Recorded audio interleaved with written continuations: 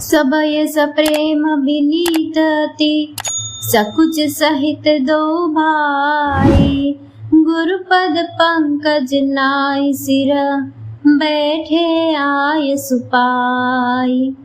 अर्थात फिर भय, प्रेम, विनय और बड़े संकोच के साथ दोनों भाई गुरु के चरण कमलों में सिर नवाकर आज्ञा पाकर बैठे। निशि प्रवेश मुनि आय सुदीना सबहि संध्या बंदनु कीना। कहत कथा इतिहास पुरानी रुचिर रजनी जुग जाम सिरानी। रात्रि का प्रवेश होते ही संध्या के समय मुनि ने आज्ञा दी। तब सब ने संध्या वंदन किया। फिर प्राचीन कथाएं तथा इतिहास कहते कहते सुंदर रात्रि दो पहर बीत गए। मुनि बर शयन कीनी तब जाई लगे चरण चापन दो भाई।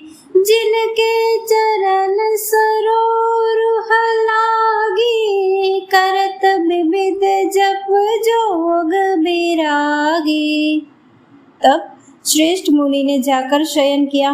दोनों भाई उनके चरण दबाने लगे, जिनके चरण कमलों के दर्शन एवं स्पर्श के लिए वैराग्यवान पुरुष भी भांति भांति के जप और योग करते हैं।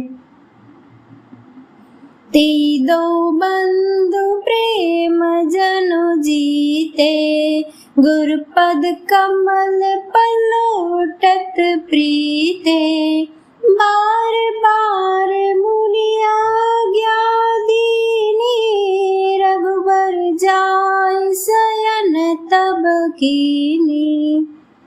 वे ही दोनों भाई मानो प्रेम से जीते हुए प्रेम पूर्वक गुरु जी के चरण कमलों को दबा रहे हैं। मुनि ने बार बार आज्ञा दी। तब श्री रघुनाथ जी ने जाकर शयन किया। चापत चरण लखन उर लाए सबय सप्रेम परम सचु पाए। पुनि पुनि प्रभु कह सोवहु ताता पौढ़े धरि उर पद जल जाता।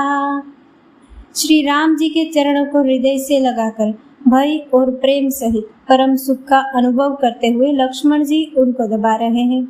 प्रभु श्री रामचंद्र जी ने बार बार कहा, हे तात अब सो जाओ। तब वे उन चरण कमलों को हृदय में धरकर लेटे रहे। उठे लखन उन्नीस विगत सुनी अरुण शिखा धुनि कान। गुरु के पहले ही जगत पति जागे राम सुजान। रात बीतने पर मुर्गे का शब्द कानों से सुनकर लक्ष्मण जी उठे। जगत के स्वामी सुजान श्री राम जी भी गुरु से पहले ही जाग गए। सकल सोच कर जाए नहाए नित्य निबाहि मुनि सिर नाए। समय जानि गुर आय सुपाई लेन प्रसून चले दो भाई। सब क्रिया करके वे जाकर नहाए। फिर संध्या अग्निहोत्रादि नित्य कर्म समाप्त करके उन्होंने मुनि को मस्तक नवाया। पूजा का समय जानकर गुरु की आज्ञा पाकर दोनों भाई फूल लेने चले। भूप बागुबर देखे उजाई जहाँ बसंत ऋतु रही लो भाई। लागे बिटप मनोहर नाना बरन बरन बर बेली बिताना।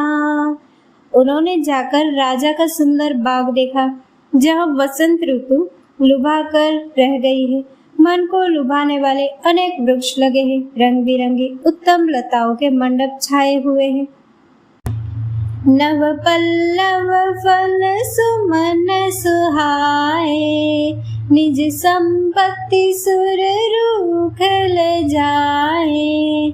चातक कोकिल किर चकोरा, कूजत बिहग नटत कल मोरा।